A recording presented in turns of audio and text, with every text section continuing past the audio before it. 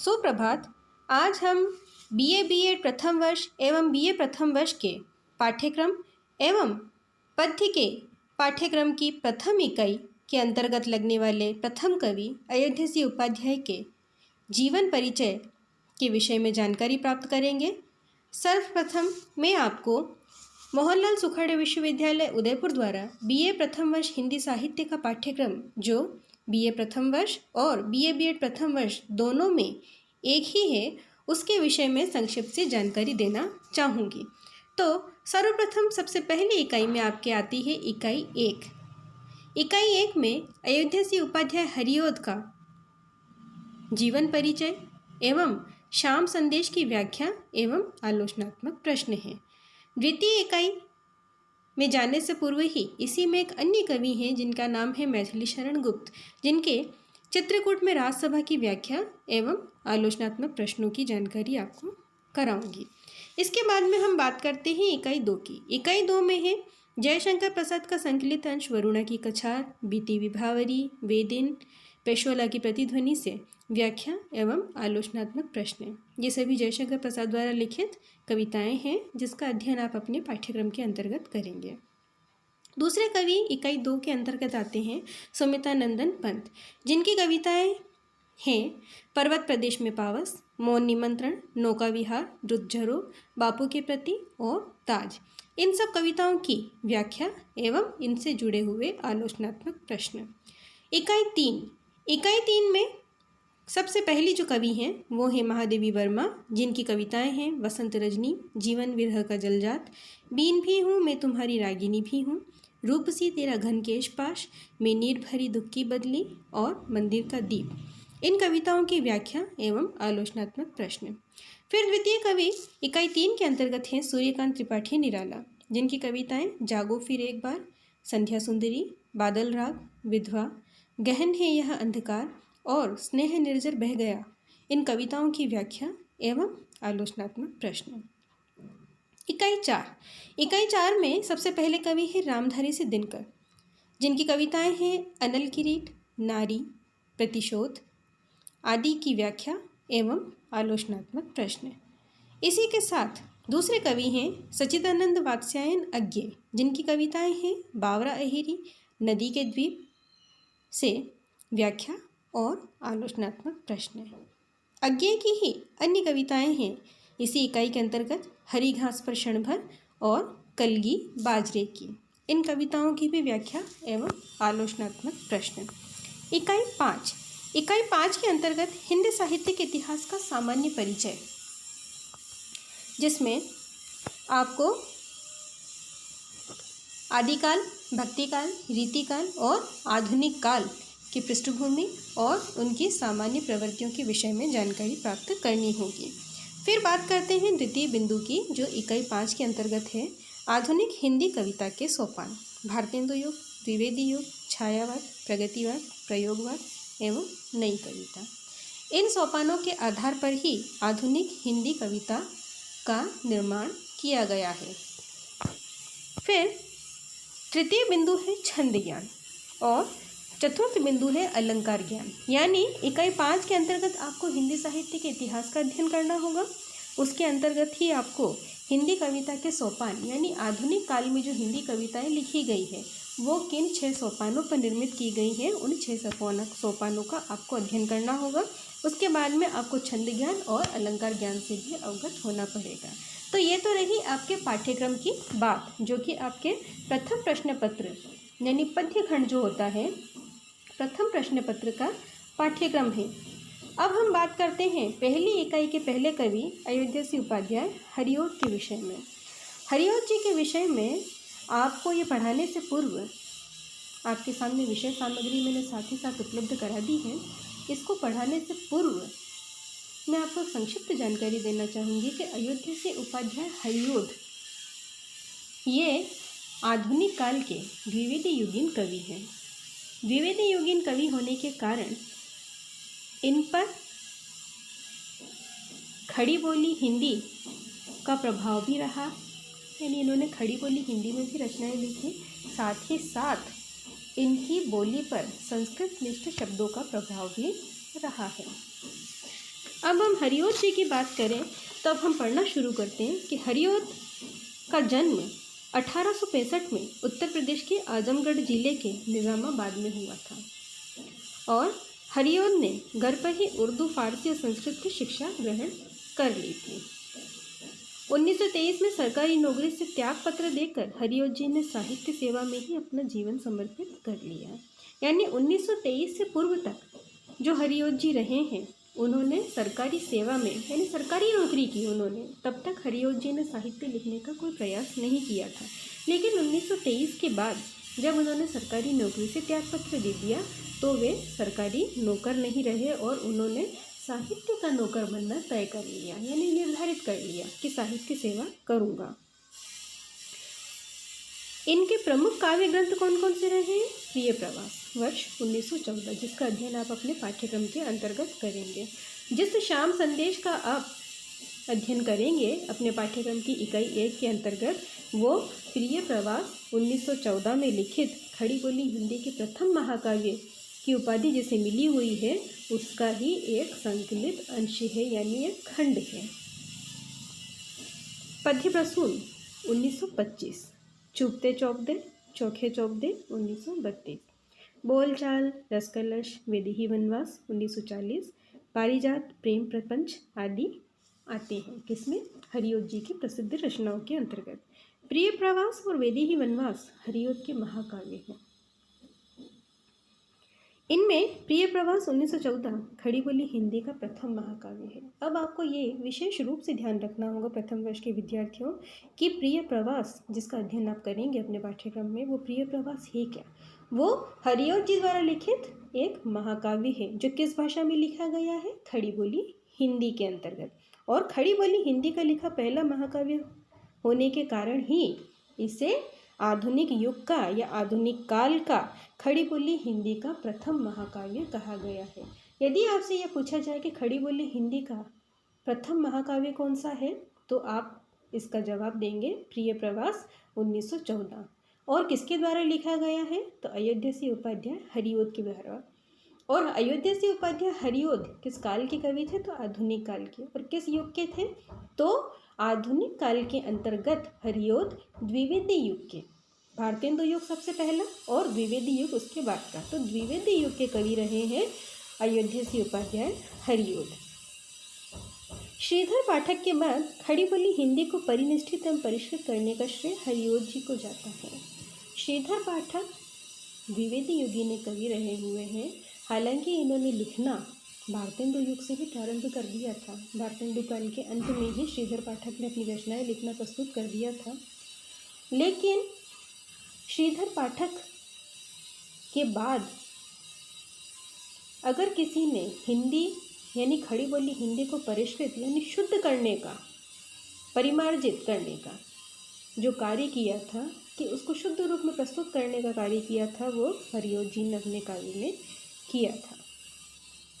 प्रिय प्रवास की विषय वस्तु आ रही है यहाँ पर, आप ध्यान दें कि प्रिय प्रवास में राधा कृष्ण के वियोग को आधार बनाकर समाज सेवा, राष्ट्र सेवा की सुंदर झांकियाँ उभारी गई है। ये विषय आ गया है, नायक नायिका आ गए और विषय आ गया कि प्रिय प्रवास द्वारा लिखित, हरिऔध द्वारा लिखित प्रिय प्रवास जो महाकाव्य है उसकी विषय वस्तु क्या है, मुख्य नायक नायिका कौन है? तो मुख्य नायक नायिका राधा और कृष्ण हैं। और उसमें क्या विषय लिया गया है कि उनके प्रेम को यानी वियोग को तो आधार बनाया है और समाज सेवा और राष्ट्र सेवा को प्रस्तुत किया गया है। अब समाज सेवा और राष्ट्र सेवा राधा कृष्ण, क्योंकि इन पर आधारित काव्य तो कोई भक्तिपरक होना चाहिए था या प्रेम पर आधारित होना चाहिए था, लेकिन राष्ट्र प्रेम उसमें क्यों आया? आदर्श की स्थापना, राष्ट्र प्रेम क्यों आया? उसके पीछे कारण ये है कि द्विवेदी युग जो था वो आदर्श और राष्ट्रवाद की भावना को लेकर लिखा जाने वाला साहित्य का काल था।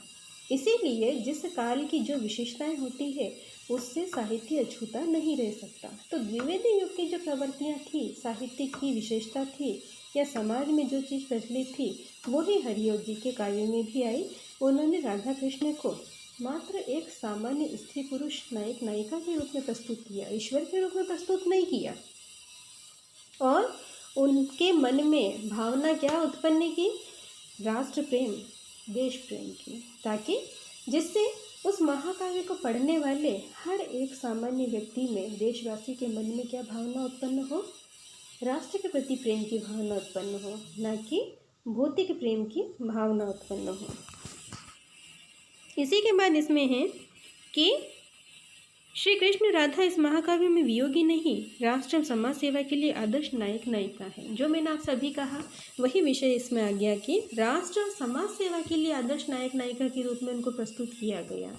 प्रेम के पक्ष में नहीं प्रस्तुत किया कि एक नायक है और एक नायिका है और उनके बीच में प्रेम संबंध है, इस रूप में प्रस्तुत नहीं किया। इस रूप में प्रस्तुत किया है कि नायक और नायिका हैं तो प्रेम तो होगा उनके बीच में, लेकिन उस प्रेम को त्याग कर उन्होंने राष्ट्र प्रेम को सर्वोपरि माना, यानी राष्ट्र से प्रेम किया। उन्होंने एक दूसरे से प्रेम किया, लेकिन उस प्रेम को उन्होंने त्याग दिया, यानी छोड़ दिया, और उसकी जगह उन्होंने क्या किया कि राष्ट्र के प्रति प्रेम को महत्व दिया।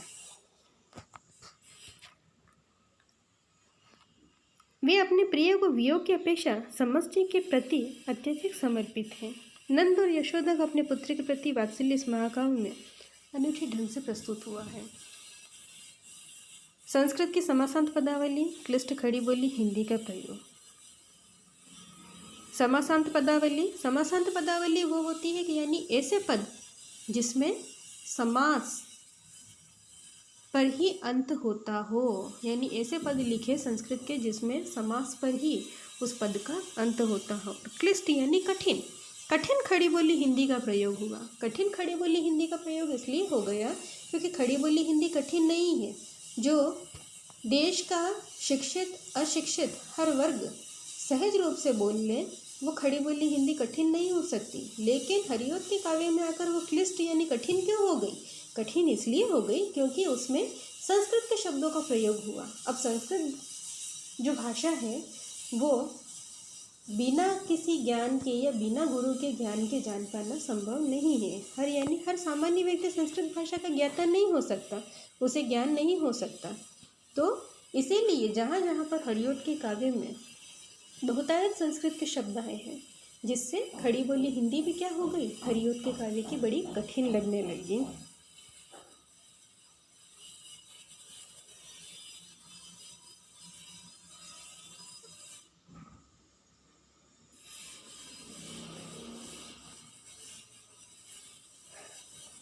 इनकी भाषा शैली बड़ी मार्मिक, भावपूर्ण और परिष्कृत है। लोकोक्ति, मुहावरे, लाक्षणिकता, वर्णात्मकता, अलंकार रहित सौंदर्य, समासांत सरल पदावली इनकी कलात्मक विशेषताएं हैं। आप जानते हैं हर काव्य के दो पक्ष होते हैं, भाव पक्ष और कला पक्ष।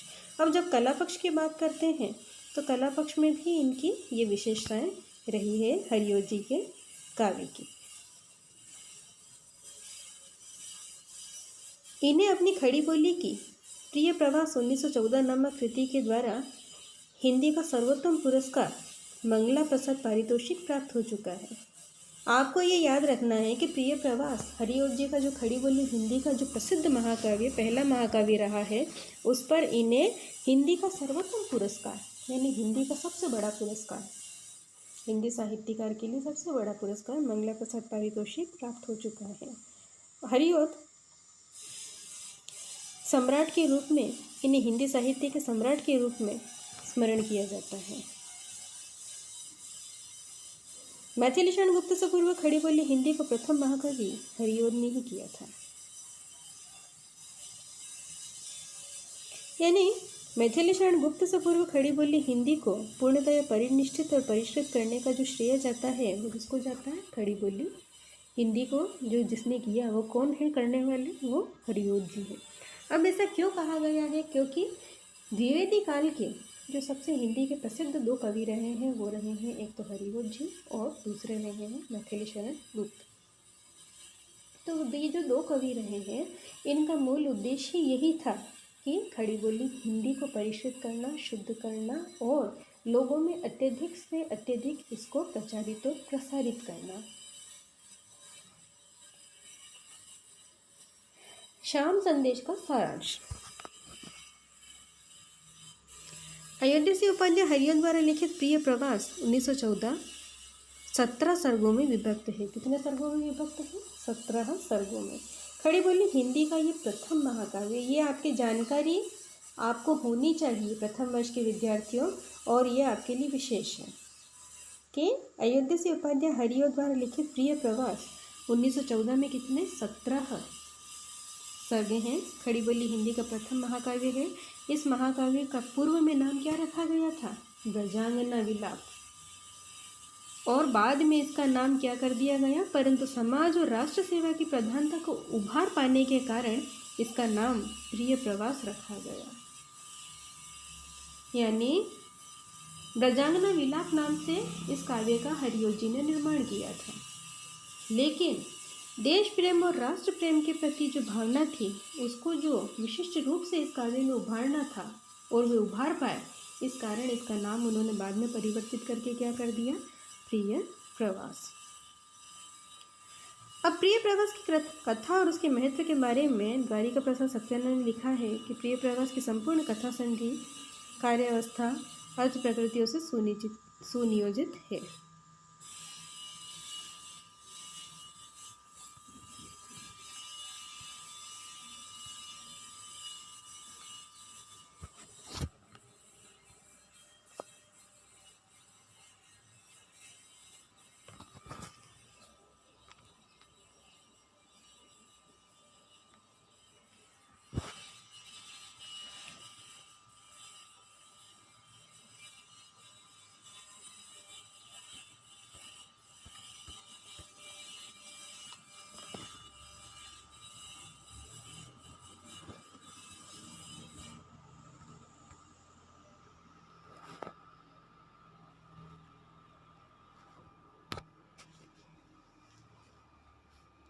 इसको आप पढ़ सकते हैं प्रथम वर्ष के विद्यार्थी। इसमें मुख्य रूप से यही बताया गया है कि श्री कृष्ण ने क्या किया? स्वार्थ से ऊपर उठकर देव इच्छा को प्रधान कार्य माना और स्वीकार किया कि हमें क्या करना है? देश की रक्षा करनी है। ये पद्य हैं। इन पदों का अध्ययन हम बाद में भी इस काव्य के अंतर्गत करेंगे। अब हम आ जाते हैं द्विवेदी योगिन काव्य की प्रवृत्तियाँ और हरिओद का काव्य सौंदर्य। ये आपके लिए विशेष रूप से है और आपको इसकी जानकारी होनी चाहिए। तो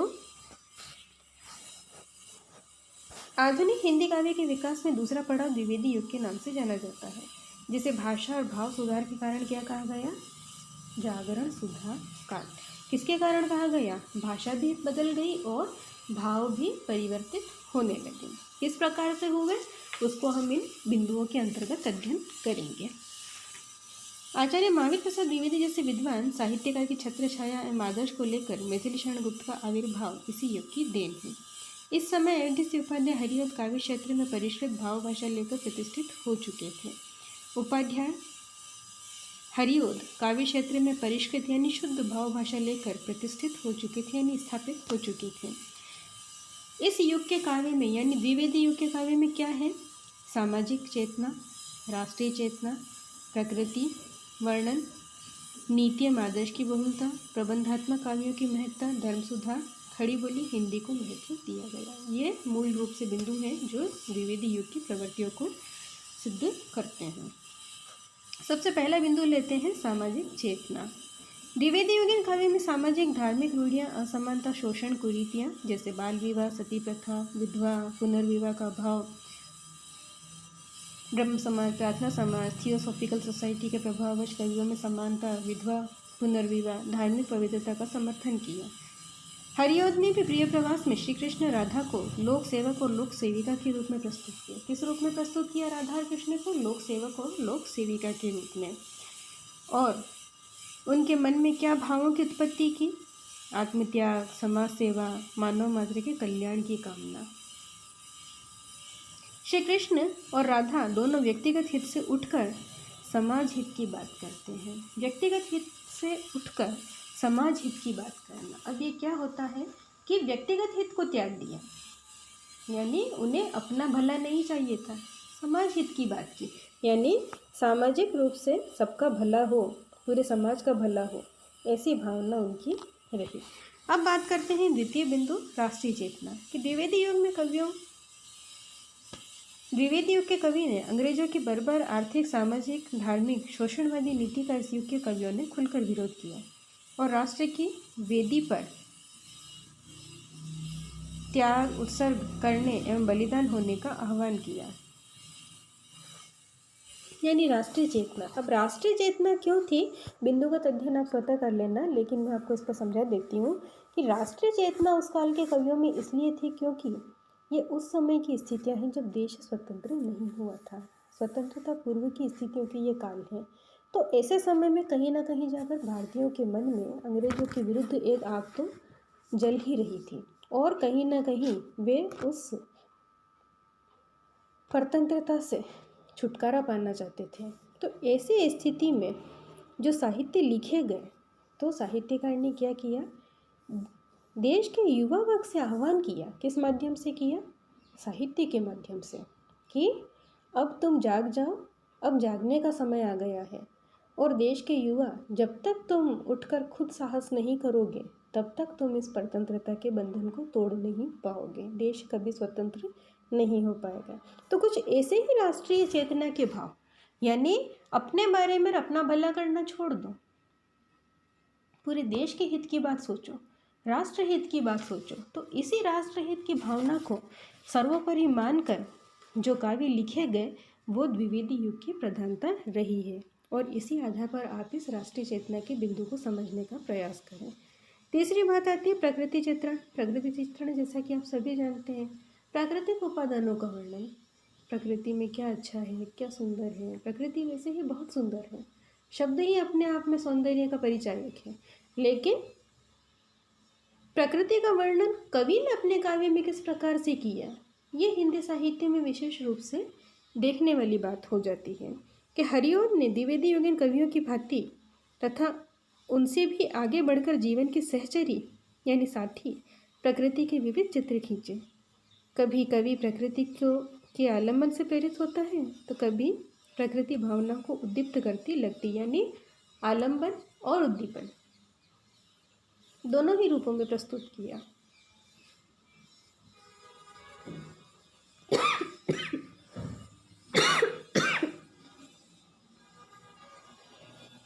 वर्ण विषय। आचार्य द्विवेदी का मानना था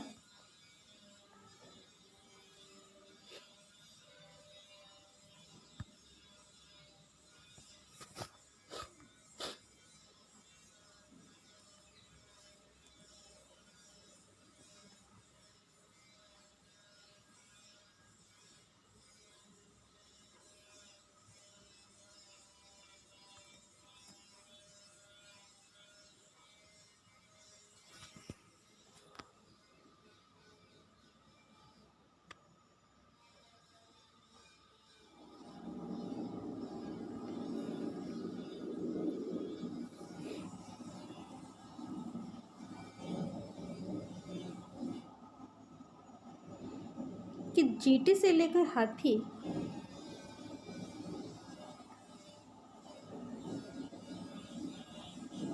पशु, राजा से लेकर भिखारी, प्रजा, बूंद, समुद्र, पानी, पौधे, वट वृक्ष सभी विषय वस्तु बन सकते हैं।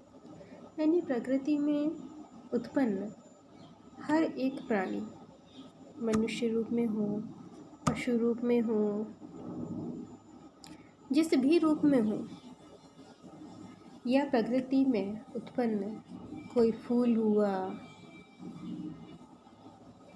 पेड़ हुआ, पत्ते हुए, पानी हुआ, उन सब विषय पर काव्य लिखा जा सकता है, ऐसा द्विवेदी जी का मानना था। द्विवेदी जी कौन? महावीर प्रसाद द्विवेदी, जिनके नाम पर इस युग का नामकरण किया गया। फिर बात आती है नीति एवं आदर्श। हिंदी काव्य के आधुनिक काल में द्विवेदी युग का आदर्श एवं मर्यादावादी काव्य, इस युग का काव्य कैसा माना गया? आदर्श और मर्यादावादी काव्य। इस युग के प्रबंध काव्य कृतियों में पौराणिक, ऐतिहासिक, पुरुष घटनाओं को आधार बनाकर समाज में परिवार, नीति, आदर्श, मर्यादा की पुनर्स्थापना की गई। हरिओम में गुप्त की भांति अपने आराध्य श्री कृष्ण ने राधा का चरित्र मर्यादावादी, लोकहितकारी, राष्ट्रसेवी, समाजसेवी, मर्यादित रूप में प्रस्तुत किया। और कैसा प्रस्तुत किया कि व्यक्तिगत हित को भूल गए और समाज सेवा, विपत्ति विनाश में भी कूद पड़ते हैं। फिर बात आती है भाव एवं रस निरूपण की। द्विवेदी युगीन काव्य में भाव एवं रस निरूपण की विविधता एकमात्र हरिऔध के काव्य में ही देखने को मिलती है। प्रिय प्रवास महाकाव्य तो नवरस एवं अनेकविध भावों का रमणीक कोश है। वीर, श्रृंगार, भयानक, अद्भुत, शांत, करुण रस, औत्सुक्य, आतुरता, व्याकुलता, दुख, आवेग,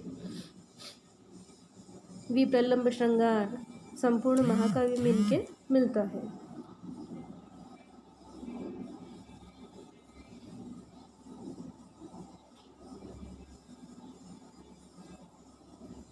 विविध काव्य रूपों एवं भाषाओं का प्रयोग। द्विवेदी युगीन काव्य में प्रबंध, मुक्तक, प्रगीत, काव्य रूप, खड़ी बोली, हिंदी, ब्रजभाषा का प्रयोग किया गया है। हरिऔध के प्रिय प्रवास, वैदेही वनवास, प्रबंधात्मक महाकाव्य की रचना ही नहीं की, पद्य प्रसून, बोलचाल, चोखे चौपदे, चुपते चौपदे जैसे लोकोक्ति और मुहावरे परक मुक्तक काव्य रचनाएं भी हरिऔध जी ने लिखी है। यानी जहाँ तक कहें तो हरिऔध ने अपने जीवन में हर प्रकार के काव्य रूप, चाहे प्रबंध हो, मुक्तक हो, महाकाव्य, हर प्रकार के काव्य उन्होंने अपने जीवन में लिखे हैं। और भाषाओं के प्रयोग की बात करें तो भाषाओं के भी कुशल चितेरे रहे हरिऔध। खड़ी बोली का प्रयोग किया, ब्रजभाषा का ज्ञान था, साथ ही साथ हरिऔध जी को किस भाषा का ज्ञान था? संस्कृत भाषा का भी ज्ञान था। तो इस आधार पर हम ये कह सकते हैं कि हरिऔध के काव्य की जहाँ तक हम बात करें तो हरिऔध के काव्य में द्विवेदी युगीन काव्य की सभी प्रवृत्तियाँ परिलक्षित होती हैं। जहाँ तक अभी जो हमने द्विवेदी युगीन काव्य की प्रवृत्तियों का अध्ययन किया, ये सभी प्रवृत्तिगत अध्ययन आपको स्मरण करने हैं, इसका अध्ययन करना है। पाठ्य सामग्री मैंने आपको इसके माध्यम से उपलब्ध करा दी है, आप सब पढ़ें। और इसके साथ ही मैं आपको कुछ प्रश्न भी दूंगी, इन प्रश्नों का आप उत्तर मुझे दें। आशा करती हूँ कि आप इसका विस्तार से अध्ययन करेंगे और प्रथम इकाई के पदों का अध्ययन भी हम इसी प्रकार से करेंगे। आज के लिए इतना ही, धन्यवाद।